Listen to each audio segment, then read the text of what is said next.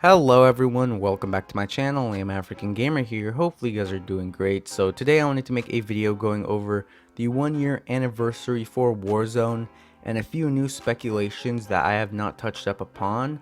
And I guess this is somewhat of a part 2 to my last video going over this 1 year anniversary switch. So stay tuned. Now before I continue, if you are new and you enjoy Apex Legends and Call of Duty news, tips, tricks, and more, please consider subscribing as I am very close to 100 subscribers and also I post consistently, so there really is no point in not subscribing. Now let's get into the content. So the date of recording is March 10th, 2021, and technically today would be the 1 year anniversary for Warzone, but unfortunately we didn't get anything fancy or anything crazy other than, I believe, a thank you greeting. And I think that's primarily due to the fact that the Outbreak event is still going on and it ends on March 11th, which would be technically tomorrow.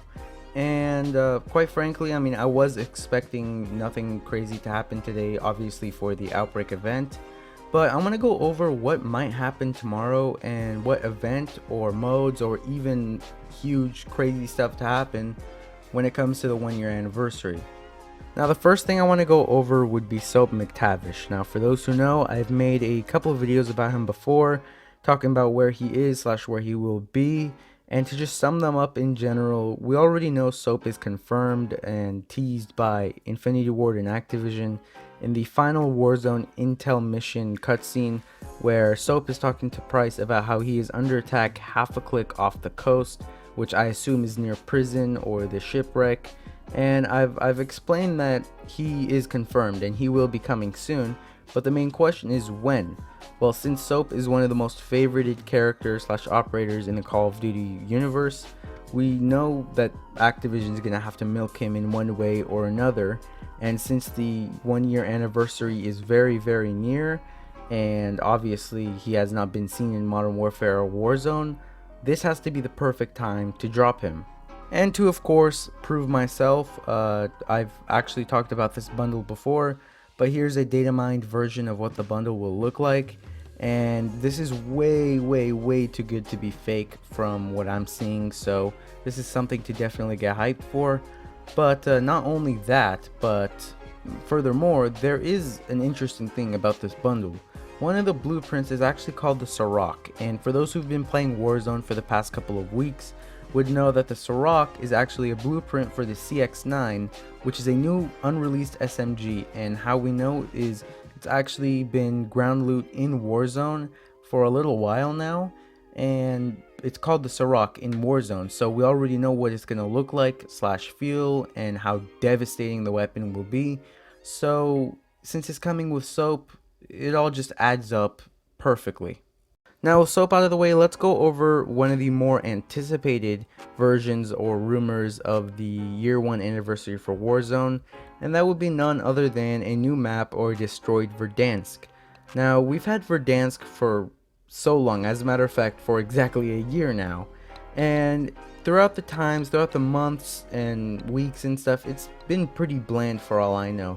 It's been the same map over and over again, and I don't really understand how these top creators can really stand it, but it just gets irritating. You're playing the same thing over, it's super repetitive and annoying. And their competitor, Apex Legends, already has 3 maps. You can play all 3 maps, you'll get a feel of accomplishment, you'll get a feel of difference, and it'll honestly just feel so much better versus playing like King's Canyon over and over again, in my opinion. So obviously Warzone is losing that when it comes to the maps, but it doesn't make sense to assume a new map will come on the year 1 anniversary, but I highly doubt that, due to the fact that we just got Shipwrecked, a new POI which introduced zombies in Warzone, and it's only 5% of the map filled with zombies. So we're gonna have to wait another 95% for it to fully take over Verdansk and of course initiate nukes and destroy the place. And to prove that, of course, I've gone over in my older video that there are data mined versions, or there's a data mined audio log which talks about how there will be a nuke, and there will be a nuke destroying Warzone to get rid of them, and we already know that that's definitely gonna happen. It's only logical at this point. So we're just gonna have to wait it out. When it comes to year 1 though, I highly doubt anything like that's gonna happen. Now, when it comes to Verdansk being destroyed, I believe we have two options for when that happens.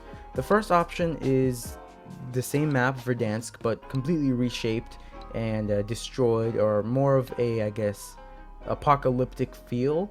Or we move to an entire new area, and that other area would be considered the Ural Mountains.